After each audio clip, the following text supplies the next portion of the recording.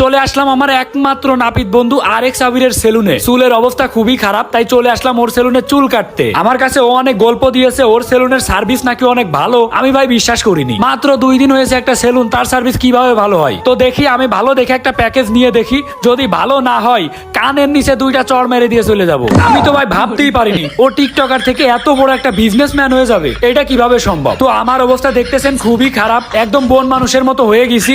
এই বন মানুষ থেকে আমাকে এখন মানুষ হইতে হবে, যেন সব মেয়েরা আমাকে দেখে ক্রাশ খায়, আমাকে দেখে পছন্দ করে।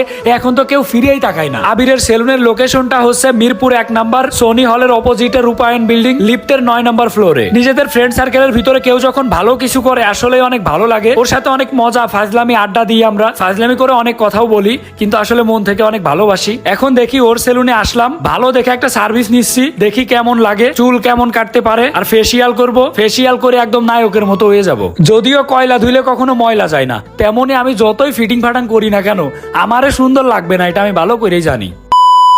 আবির, আমি তো চুল কাটতে আসলাম যে তুই চুল কাটবি, তুই কাটছিস না কেন? আমি তো কাটবো না, আমি তো আলাদা কাটা রাখছি, চুল কাটার জন্য। আমি কি চুল কাটবো? আমি কি চুল কাটতে পারি বেটা? তুই কাটবি, আমি তো তোর কাছে কাটার জন্যই আসছি। আমি চুল কাটতে পারি না। আমি চুল নাপিত হয়ে গেছে বলছিল না ভিডিওতে? আমি তো ওই জন্যই আসলাম। অব্র ভাই তো বলছিল তুমি নাপিত হয়ে গেছে, আমিও তো আসলাম। নাপিত তো এটা খারাপ কিছু না, না, ভালোই। আর কিছু বই নাই। না না না, এটা তো ভালোই। তুই কাটবি তা না? না, আমি তো পারি না, আমি লোক রাখছি, পারি না দেখি লোক রাখছি কারোর জন্য। ওনার মালিক মালিক ওনারা কোনো সময় কাটে না, ওনারা কাটাই, লোক দিয়ে কাটাই। তো চুল কাটার মাঝে কিছুক্ষণ ফাজলামিও করে নিলাম, এখন চুল কাটা চলবে। দেখি আমার কেমন চুল কাটে। আমারে যদি একদম নায়কের মতো না বানাই দিতে পারে, আবিরেরও খবর আছে, ওর সেলুনের কাটারেরও খবর আছে, একদম সব ধ্বংস করে দিব, ভাঙচুর করতে চলে যাব। না, টাইম নিয়ে কাজ করতেছে, একদম মনের মতো হচ্ছে। দেখি সামনে কি করে। ভাবতেছি আমিও সামনে একটা বিজনেস দিব। সবাই দেখি বিজনেস দিচ্ছে, অনলাইনে যারা কাজ করে অধিকাংশ মানুষই বিজনেস দিচ্ছে, তাই ভাবলাম আমিও বিজনেস করব। কি বিজনেস করলে ভালো হবে সবাই কমেন্ট বক্সে বলে যাবেন, কোন ব্যবসাটা আমার সাথে যাবে, মানে কোন ব্যবসাটা আমি পারবো। আপনারা সবাই কমেন্ট করবেন। চুল কাটতে কাটতে তো ঘুম এসে গেল রে ভাই। যাই হোক, চুলটা যে টাইম নিয়ে কাটতেছে এইটা অনেক ভালো।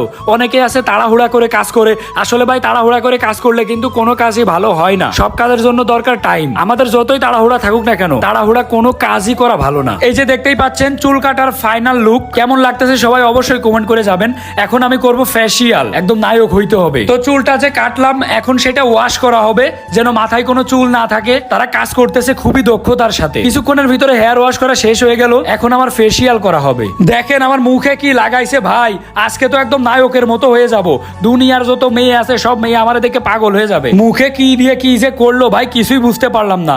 মুখের উপর একদম অত্যাচার চলেছে। অত্যাচার মানে মুখে যত ময়লা আবর্জনা ছিল সব বের করে ফেলেছে। তো গাইস, এই যে দেখতেই পাচ্ছেন এটা হচ্ছে আমার ফাইনাল লুক। আসলে আমি ভাবতেও পারিনি প্রথম দিন আমি এত সুন্দর একটা সার্ভিস পাবো। তো আপনারা সবাই চলে আসবেন আরএক্স স্মার্ট কাট সেলুনে সার্ভিস নিতে।